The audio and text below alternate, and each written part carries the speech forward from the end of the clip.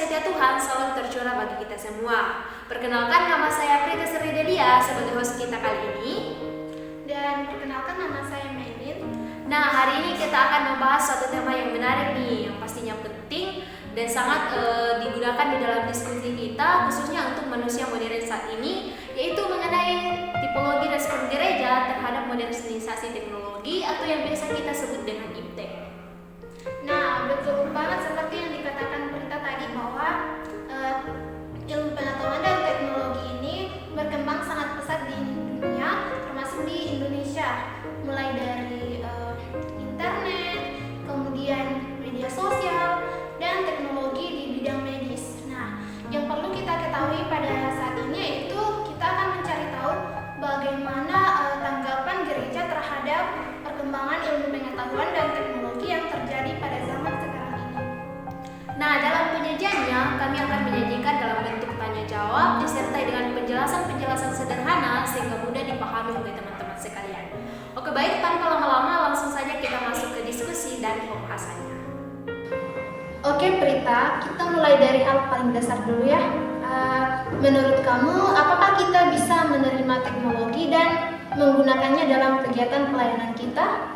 Menurut saya sangat boleh kita menggunakan teknologi khususnya dalam pelayanan. Seperti yang kita lihat saat ini, itu banyak sekali gereja yang sudah menggunakan teknologi dalam pelayanan mereka. Misalnya mereka menggunakan aplikasi seperti Zoom atau bahkan YouTube untuk live streaming ibadah sehingga membantu orang-orang yang tidak bisa melaksanakan ibadah secara langsung, misalnya orang yang sudah mengalami penuaan atau bahkan orang-orang yang sedang sakit, sehingga mereka juga tetap bisa menjalankan ibadah kepada Tuhan. Nah, selain itu, dengan adanya teknologi seperti aplikasi-aplikasi elektronik yang ada di gadget kita, itu akan membantu kita untuk semakin dekat kepada firman Tuhan, sehingga kita bisa membacanya dimanapun kita berada. Nah, selain itu, dengan adanya teknologi, teman-teman dan juga Melin, itu membantu kita untuk memberitakan firman Tuhan melalui media sosial. Jadi memang teknologi ini sangat berperan penting dalam pelayanan ibadah kita kepada Tuhan. Tetapi yang perlu kita ingat, kita harus bijak dalam menggunakannya. Artinya kita tetap mengutamakan peran utama Tuhan dalam ibadah kita.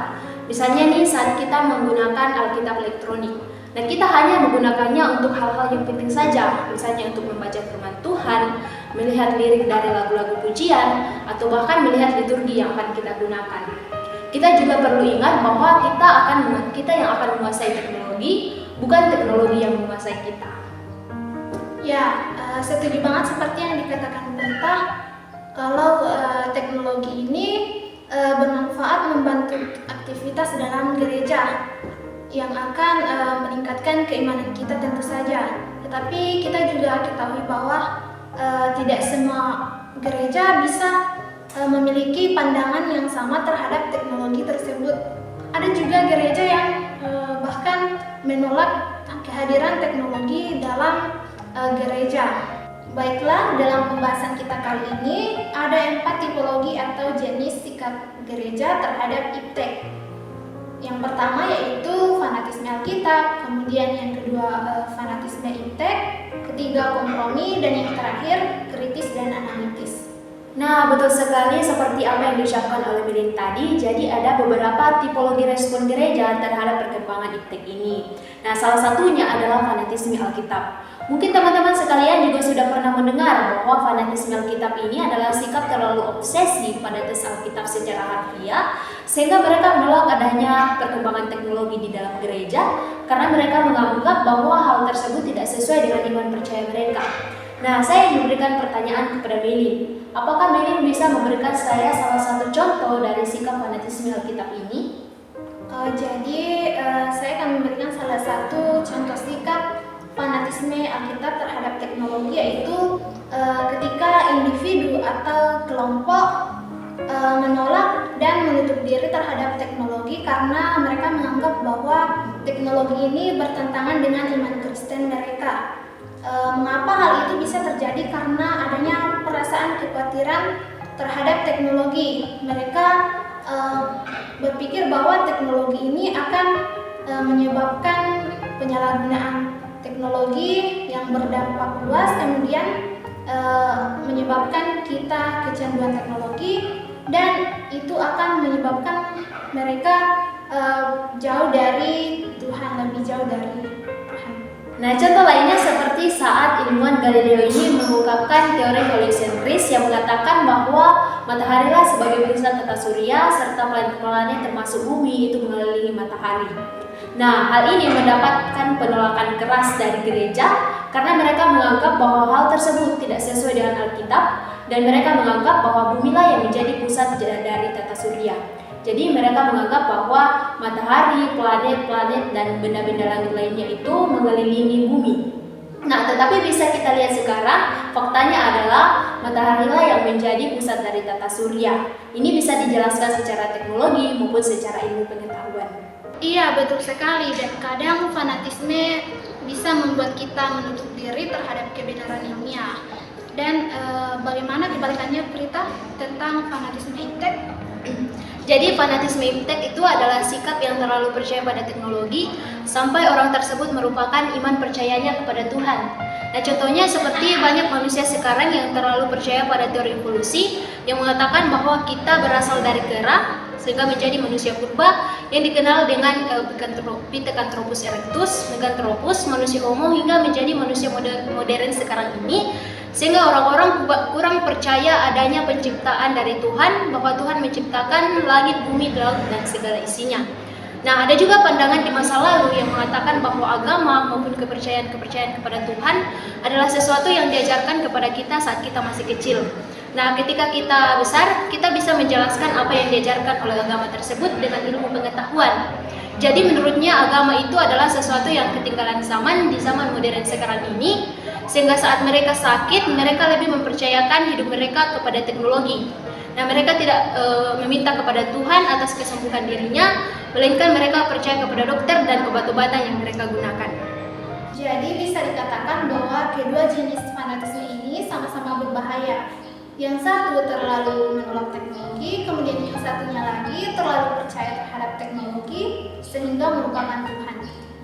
Nah, betul sekali seperti apa yang diucapkan oleh Melin tadi, tetapi perlu Melin ketahui dan juga teman-teman sekalian, tidak semua gereja bersikap seperti itu.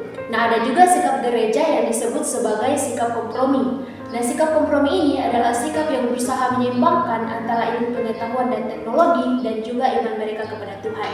Nah, di sini saya ingin memberikan pertanyaan kepada Melin. Nah, bisakah Melin memberikan saya contoh sikap dari sikap kompromi ini?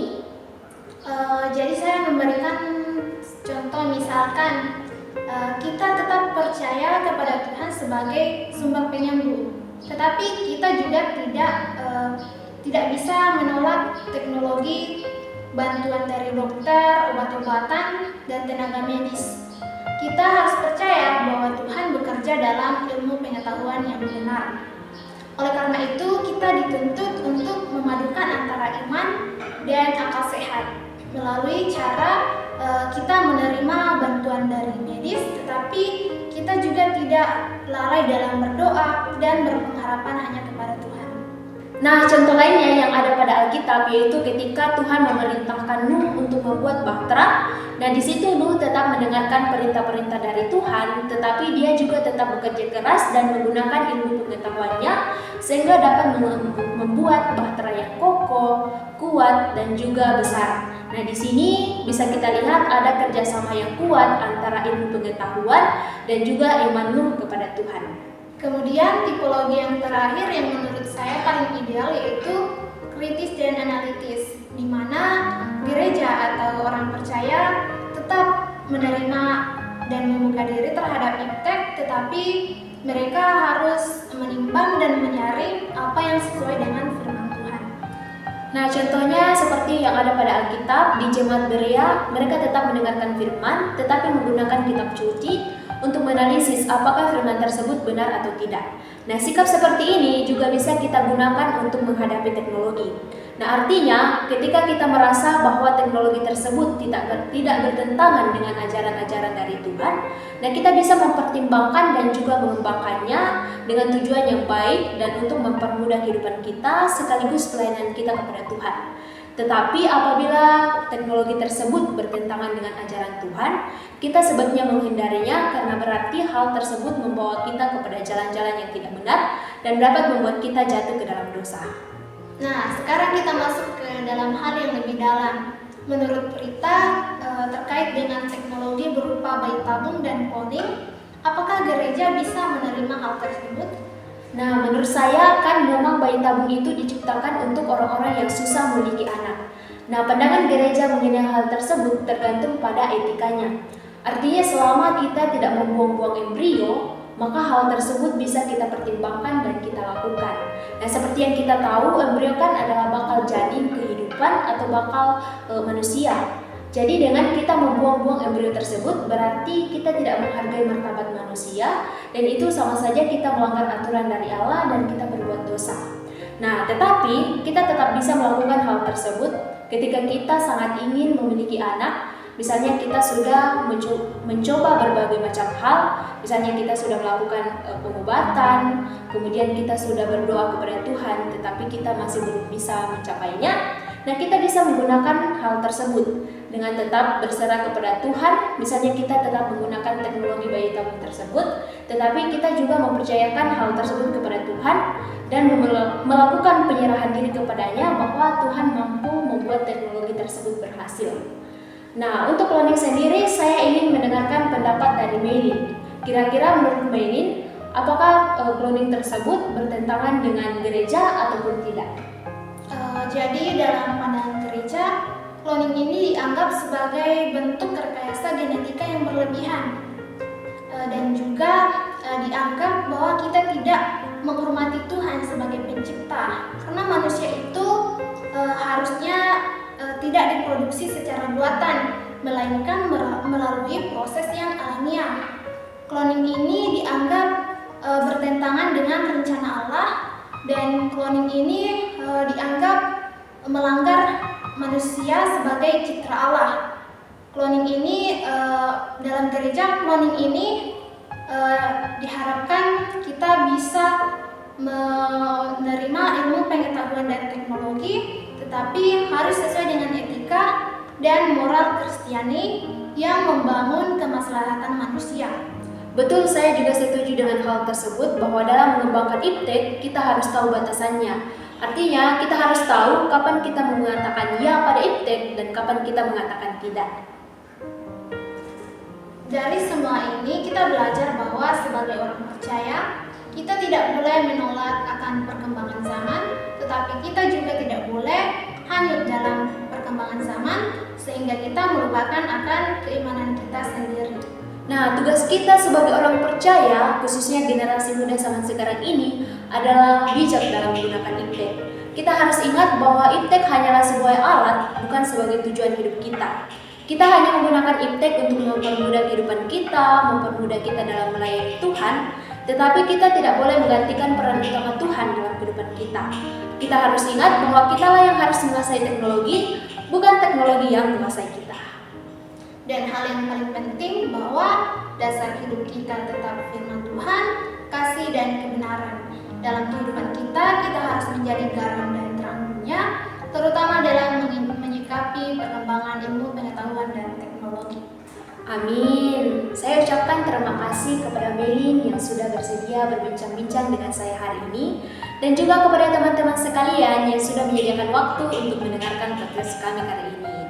Kiranya podcast kami ini menjadi perenungan bagi teman-teman untuk melihat bagaimana sikap teman-teman untuk mengembangkan iptek yang tetap sesuai dengan ajaran-ajaran Tuhan. Sekian podcast kami kali ini. Kami akhiri dengan ucapan Shalom.